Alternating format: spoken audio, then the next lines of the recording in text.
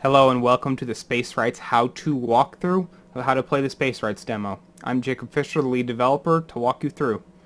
So when you first start in, you'll get a nice splash screen thanking you for trying Spacewrights, and I'm just going to thank you right now for even watching this video. It tells you a little bit about the demo, but I'm going to walk you through it. So we'll just click OK. And when you click OK, you'll actually unlock a few items. So if you go to stats quickly, you can see we've unlocked 12 room systems for you, 1 clone, 1 console, and 3 out of the 12 unlockable chassis to build ships on. And there are actually more ships that you can fight than you can unlock, such as the bosses. So the two main modes in Spacewrights are Survival and Hangar. Survival is wave-based combat. Hangar is using the loot you unlock in Survival to build new ships. So let's go first fight a wave or two. So when you load in, it's wave-based combat, like I said. Ships fighting other ships. If you've ever played FTL or Starflight, it's going to be similar to that. So I'm going to do easy for this demo, but there's normal and hard, and to unlock all loot you'll actually have to play on hard to get the really, really rare stuff. But for this demo, like I said, easy. Now, like it said in the beginning, it comes with 3 ships pre-unlocked, and there are 12 that are unlockable. These are the 3 that it starts with.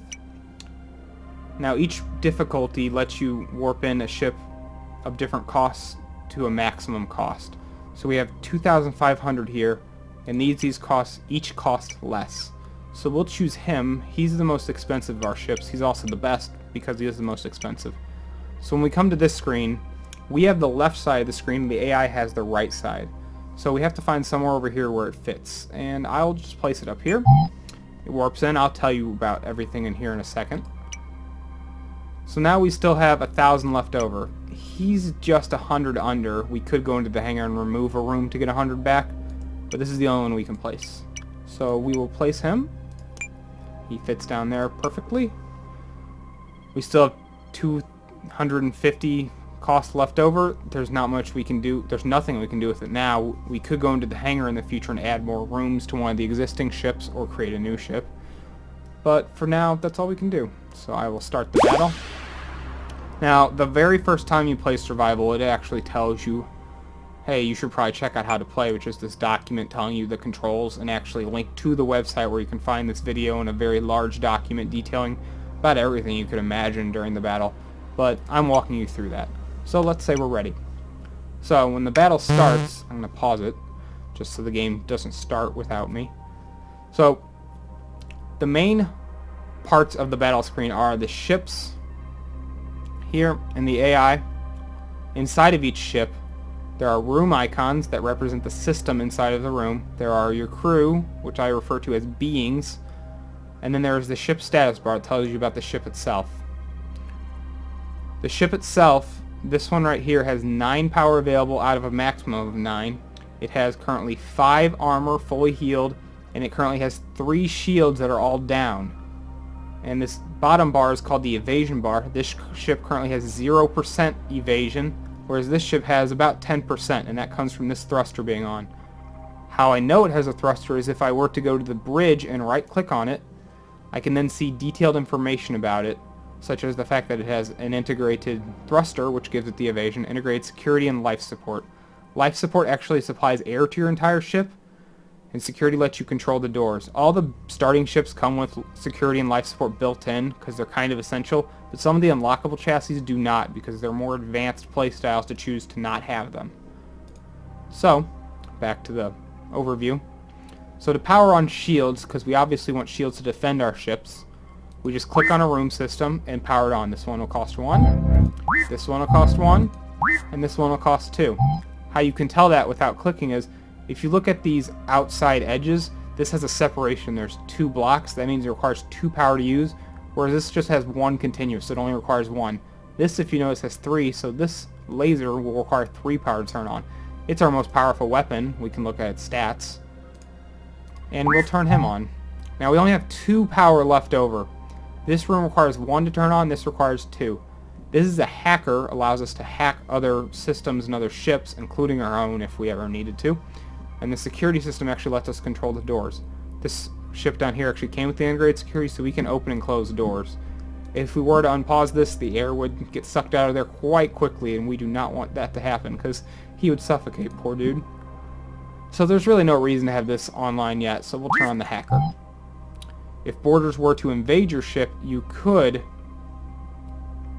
vent the atmosphere out and suffocate them. You could turn on the door security to keep them in a room so they can't go and destroy other rooms that are important to you. There's a lot of different uses for controlling your doors. But for the time being, we don't need it online. If we ever do, we can take power out of, say, one of these barriers and put it to this since it is still defensive. So let's go down here. This is an infirmary. It heals any of your crew that's inside of it. This is a teleporter. It allows you to teleport over to other ships, your own or your enemies. The reason you might want to teleport over to your own is to shuffle your crew around between ships. You can also teleport over to enemy ships if, say, you wanted to board them to destroy their rooms, or even take over the ship for you to keep throughout the duration of the battle. So teleporters are very useful. This is a torpedo launcher, and that's a shield.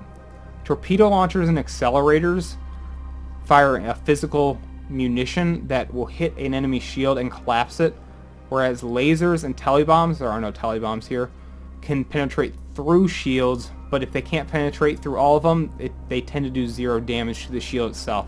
So if we look here, this guy actually does 3 shield penetration, but if the ship had 4 shields, there'd be no way for this laser to damage the ship. However, this torpedo launcher has 1 shield penetration, but actually does damage the shield. So if they have 2 up, he would penetrate through the first shield and then hit the second. If you've played FTL or Starflight or many other space combat games, this will feel pretty intuitive once you get used to powering on and off systems. So this guy's already on this console manning it, whereas this guy's in the teleporter room. The game might have thought, hey, he should be a boarder. I am actually going to move him to this console so he can speed up the recharge time of this torpedo launcher.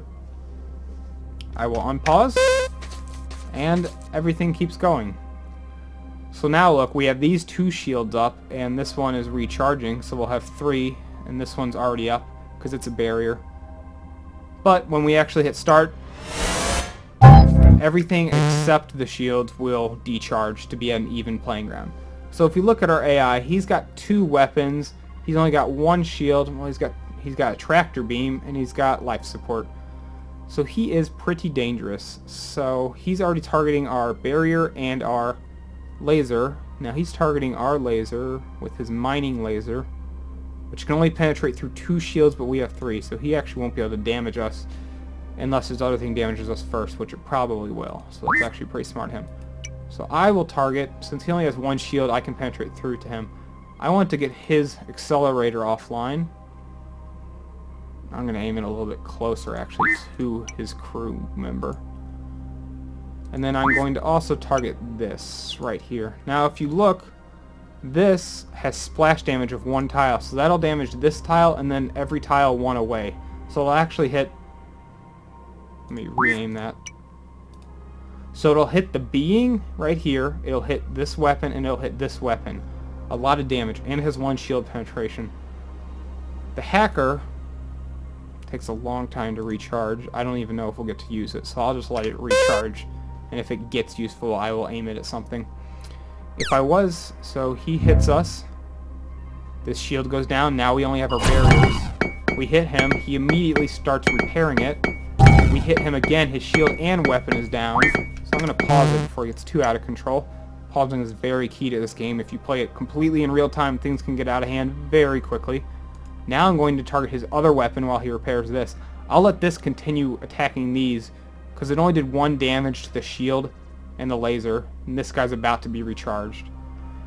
This is a tractor beam. Tractor beams decrease the evasion of whatever target they hit. I don't really care if he decreases my evasion, because he's not going to be hitting me. I'm taking all of his weapons offline. I missed him, because he does have some evasion. Missed him again. But I hit him there. So he has 3 health left. I think I can just let this all go. So he's going to try to repair that. He's not going to make it. He is in some serious trouble. This should be the killing blow. And it was the killing blow. So now, after each wave, you can scan for salvage. This is how you unlock new things. So let's scan and see what we find. Found a ship chassis. We found an odd capsule. A broadcasting antenna. Or a huge ship section. Now, the events that actually come out of these can vary. Even though this says it's ship chassis, it may not contain an unlockable ship chassis. It can contain a variety of other things. But generally, the description matches what you're going to get. So, a ship section can contain the chassis, a weapon, an injured being. It can contain a lot of things, so I'm actually going to choose that. The section has undamaged armor to extend your current armor on a ship. Cool. So, it adds 2 armor to a ship. So which ship needs 2 armor? Well, this only has 3, and he has 5. So this guy's our weakling. We're actually going to add the armor to this ship. So now he has 5 armor, and he has 5 armor. So he's not nearly as vulnerable. So let's go to the next battle. So he's got a generator, a thruster, and a built-in thruster, I'm almost positive. Yeah, so he's actually got 2 thrusters, so he's going to be kind of hard to hit. A shield and a weapon. So, like we have before, let's target his weapon, and let's target his shield. He only has 2 health. This is going to be tricky. If we can, I'll try to teleport over and take over that ship, but with only 2 health, it's going to be pretty easy to kill him. So, he shoots us, drops our shield, we shoot him, 2 damage. He's already fixed it because he moved both his crew over there, but he died very quickly. So let's scan for salvage one more time. A command console, so that could be a console that we put here. A floating weapon could be a brand new weapon, which I would very much like. Ship chassis again. A powerful emitter. Emitters can be thrusters, shields, or an odd capsule. It can just contain funny events. So let's choose the weapon.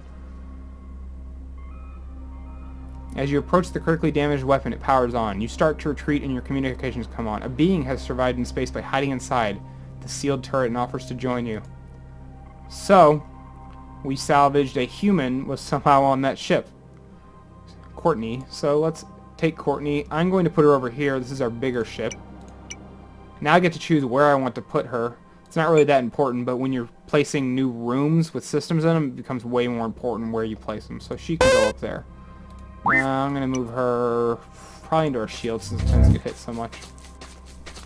So I'm actually going to end the video here so I can show you off the hangar mode portion of Spacewrights, but you could continue playing the survival mode to unlock more loot, and especially the really good loot at the boss waves every 10th wave. Okay, so now I'm going to show you off the hangar mode portion of the Spacewrights demo. So if we load into the hangar, we see it's a very simple editor. You can either load an existing saved ship, or you can start a new ship from a chassis you've unlocked. So if you go to the saved ships, you can see the same ones that we had to pick from in survival mode, but I'm going to choose a blank ship. They're the same chassis, but there's much less in them. So you start with the bridge still. You can't remove the bridge because it's the bridge of a ship. So let's go back. It only costs 1,000, so we can add things to this. So if we go to add new, we can either add a clone, which will be a being that always comes with the ship whenever we place it, a console inside of a room. There are no rooms beside the bridge. That'd be stupid to add one at this point. Or a new room system. So you can see all the different rooms by default, but some, such as the drone bay, you don't come with any pre-unlocked, although they're pretty easy to find. So let's add a weapon. So the accelerator, you come with the standard accelerator, which most weapons will tend to cost about 100. They'll tend to have good accuracy and do 1 damage to almost everything. So let's add him. Now if we look, he's a 2x2. He fits wherever, there, he fits wherever a 2x2 section is available. And like I just showed you, if there is not a 2x2 section available, he won't fit. So we can put him here, here, here, or here, or here, or here. So I'll put him right there. That looks like a pretty good fit. Place him, weapon comes in. If you notice no one can walk in, we'll add some doors in a second, but let's add a few more rooms. So, besides the offensive weapon, we should probably add a defense. Let's go see if there are any shields. So you start with a single shield. It's the same, it's a 2x2. And we'll place it. Now let's see... This actually comes with life support. So there's no need to add another life support unless we just needed a ton of air being pumped in. Let's try looking if there are any phasers. There is a standard phaser, which is another 2x2. So the phaser, nothing started with that by default, but we let you choose it. The phaser will bring your ship out of phase, so to speak, and basically make your ship temporarily invincible to incoming attacks for however long its duration is. This one will make you invincible for 5 seconds, but takes 20 seconds to recharge. So if your enemy has a whole bunch of weapons that recharge in, say, 10 seconds, and he unleashes the volley all at once, you could dephase a second before that volley comes in and be invincible throughout the entire duration of his attack. So let's add a few more things. We're starting to get pretty expensive already. No tele bombs. Aha, thruster. So the thruster is pretty small and pretty cheap. So let's place him back there. And for the sake of symmetry, let's also place another one in the back. So there's our thrusters, and there's our weapon. We have 2 defensive systems. Let's see if we can add 1 offensive system. Hacker. We could add the standard hacker, but let's try a standard rocket launcher. A rocket launcher has a spread and splash of 1 tile. Spread means if you tell it to aim at a tile, it might accidentally hit 1 tile away, and splash is wherever it actually does hit, it'll hit that many tiles away in addition. So we'll place him there. A lot of the starting rooms are 2x2, but there are tons of other different shapes and sizes that you can unlock. I already went to hacker. Barrier. We don't have any barriers pre-unlocked. Security, and we give you standard security, which is an L block, but there are no L spaces available. So, well, that's already a pretty expensive ship, and it's pretty well armed. So now, we could add a clone, who is Rodney the Technician. Or we could add a console, a recharge console, which decreases the room's recharge time. So let's make our shield recharge quicker. Cool. So now if we go to edit existing walls and doors, we can see all the walls. Green are walls, orange are doors, and red are unchangeable walls. So you can't actually remove the doors into your bridge because it needs to be capturable. So let's just make sure everyone can walk throughout our ship. So we need a wall there, a wall there, a wall there, a wall there, wall there, there, there, there. So now everywhere in our ship is accessible, but there are no exterior doors. Exterior doors are useful to vent the atmosphere out, even though we don't have a security room. But we should probably still place some. So there's nothing really happening on these pylons, so let's just put them up there. And we'll also place some in the back, just to give us some good symmetry. So now we've got a pretty good ship built up. So let's go back and save this ship. So if we were to try to save it as just a petrol, it's actually going to tell us, hey, you already have a petrol. So let's not actually save it. Let's call it the Petrol Mark II. Now we can save it. And we can actually use it in the game. So let's just quickly quit. Go to survival. Let's just choose normal this time. And there's the Petrol Mark II. And we can place him. And now he's totally usable in our battle. Cool, guys? I hope you like it. A big aspect of Spacewrights is to build your own custom ships. So I really hope you enjoy the hangar mode aspect. But if not, every ship you do every chassis you do unlock actually comes with a pre-built ship. So you don't actually have to ever go into the hangar mode if you don't want to. It's just a lot more fun if you do. Thanks for your time, and I really hope you love Spacewrights. So back us on Kickstarter, vote us up on Steam Greenlight, and check out the forums just to have a discussion if you don't want to do either.